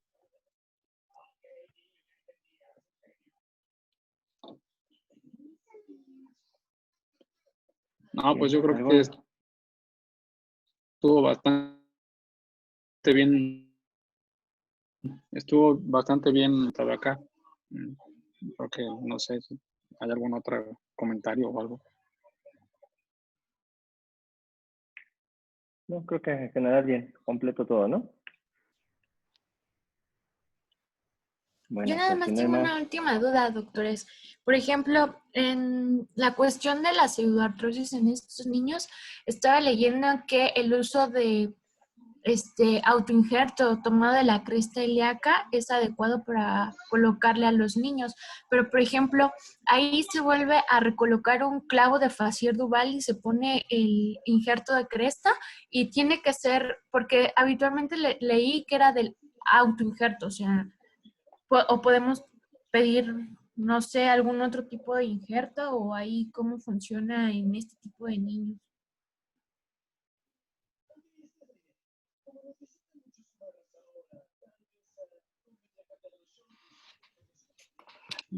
Bueno, yo no he utilizado aloinjertos o sea, alguna proteína o morfogenética, alguna, pues no, la verdad es que no. Y bueno, y hay que recordar que, bueno, las características del hueso es que de hecho sí tiene un periósteo y bueno, y todos sus componentes pues relativamente bien. O sea, por eso es que estos niños pues remodelan, ¿no? Entonces, no sé si Luis haya o tenga la experiencia con el uso de aloinjerto o injerto del mismo paciente. Te digo que tengo muy grabado y muy presente este caso del doctor que operó porque no utilizó nada. Sí se habían propuesto porque se seleccionó al paciente y se dijo que a lo mejor que si un Steinman y proteína morfogenética o injerto. Y no, bueno, lo que se hizo fue prácticamente sí picar el clavo en su sitio y suturar el periósteo sobre el clavo. Y pues en la evolución empezó a hacer hueso, o sea, empezó a hacer hueso. La única situación fue que pues había, la extremidad estaba más corta y bueno, después de cierto tiempo, pues sí se planteó hacer esta cuestión del alargamiento. De hecho, recuerdo que lo hizo con un fijador, digamos, de estos tipos silízaro, donde fue que hizo ya el alargamiento, pero ya el paciente ya había hecho hueso. Por ahí creo que me parece que en el intermedio tuvo que recolocar el clavo, pero fue porque a nivel distal del fémur se empezó a protruir, o sea, hizo otra vía y entonces tuvo que recolocar otra vez el clavo, ¿no? Pero, pues no. Bueno, yo afortunadamente no he tenido pacientes que tengan pseudo. Ese es algo bueno, que también no son muchos los que tengo. Y por compañeros, la verdad es que casi no hemos tenido con pseudo. Pero sí va a depender también de tu calidad ósea que tenga tu paciente, ¿no? Si tú radiográficamente ves que la cresta ilíaca también está bien pobre, pues a veces entra sin mayor éxito de encontrar hueso. Entonces, pues puedes ser aloinjerto y puedes ayudarte probablemente con proteína morfogenética, ¿no? Entonces, acá lo que ustedes tienen que entender es que la ortopedia pediátrica, yo les voy a comentar, y esto creo que una vez lo platiqué con Toño. Muchas veces la ortopedia pediátrica nosotros pensamos que es como el niño fracturado y el uso de clavitos, y eso es todo, ¿no? Afortunadamente ahorita ya les tocó que ahorita el doctor Mora ya se arriesga a hacer otras cosas. No le van a decir, si no después me va a reclamar. Pero... No se preocupe, doc, está grabado. Pero, acá la ortopedia pediátrica es totalmente un arte, ¿eh? Así como la trauma es un arte, la ortopedia sigue siendo, lo sobrepasa. Entonces, cada paciente es muy individualizado, ¿eh? Entonces, a veces los libros te dicen, ¿sabes qué? Ponle esto, pero si tu paciente no tiene injerto, tienes que buscar ciertas formas de cómo ayudarte, ¿no? Entonces, créeme que durante el tiempo que van a ustedes a estar ejerciendo posteriormente, se van a dar cuenta de eso. Los que tengan la oportunidad de ir a rotar al INP, pues van a darse cuenta, como dice el doctor Espíndola, a veces tienes que hacer de mucha imaginación y de irte a tus bases científicas, biomecánicas, para poderle dar un tratamiento al paciente. No todo es como viene en el libro. Entonces tienes que ayudarte mucho de tu capacidad de base que llevas, ¿no? Porque si no, créeme que muchas veces te ahogas. Entonces, yo creo que en este caso vale la pena si tú no tienes injerto. Si tiene injerto el paciente en la cresta ilíaca, pues ya la hiciste, ¿no? Otro que yo te puedo mencionar puede ser un injerto también del papá o de la mamá, ¿no? Pero ya estamos hablando de otras cuestiones que tú ya tienes que ir viendo posteriormente, ¿no? ¿Ah? Ok, sí. Cada paciente lo tienes que individualizar. Ok. Bien, no te preocupes, el doctor Mora no va a ver el video. Nada más tenemos un canal a donde estamos subiendo los videos. Dile. Danos like. No, me llevo muy bien con el doctor Mora. No, fue mi maestro, que no lo crean, el doctor Mora. Ahí me lo saludan, díganle, el doctor Luis le manda saludos, a ver qué les dice. ¿No? Igual maestro y amigo. Al doctor Carlos también. No, a todos los maestros. La verdad es que aprovechen. El hospital es un buen hospital, ¿no? Pero va a depender también de ustedes. Va a depender mucho de ustedes, ¿no? No, de verdad, con todos los doctores que están ahí, yo les agradezco mucho, de verdad. Y uno de ellos es Mora. El doctor Mora. Luis. Ya dijo su nombre 3 veces, a ver si no se le aparece. No, claro. No, buena onda, díganle, el doctor Luis le manda saludos. A ver qué les dice. No, entonces aprovechen ahorita que está haciendo el doctor Mora muchas cosas, aprovechen. Y ya si a alguno les llama la atención la pediatría, pues la verdad es que, de verdad, o sea, nos podrán criticar ahí, Toño, en la cuestión de cirugía articular, pero la ortopedia es otro mundo, Es otro mundo, entonces, valórenlo. Gracias, doctor. Gracias. Hubieran invitado a Amador, él presentó osteogénesis imperfecta en su tesis y me tocó ir a destruirla. Entonces, asesorado por el doctor Mora. Digo, sobre todo porque son pacientes y son investigaciones que ya hicieron o que ya se tomaron ahí como la molestia de hacer. Y creo que vale la pena enriquecerlas. Ya se dieron cuenta más o menos de cómo van armados los artículos, qué les tienen que hacer, comparativos, porque ustedes saben que sus publicaciones son como descriptivas nada más y solamente al final es bueno el uso pero bueno, dame una base científica. Es bueno saberlo. En esta ocasión le hubieran dicho que íbamos a ver osteogénesis imperfecta para que nos presentara su tesis y la defendiera. Porque ya no la pude destruir a gusto. Era mi conocido. Don Talibán. Listo, pues si no hay más, nos vemos mañana. Hasta mañana y gracias. Que descansen, cuídense mucho, que acaba de temblar de nuevo acá en mi ciudad. Luego. No, de veras, cuídense y atentos. Todos atentos porque aquí también se sintió muy fuerte. Sí, fíjense mucho. Allá en Oaxaca estuvo intenso, Luis. ¿Sigue temblando? Sí, estuvo feo. Acaba de temblar hace como media hora. Van más de 500 réplicas, ¿no? No sé cuántas.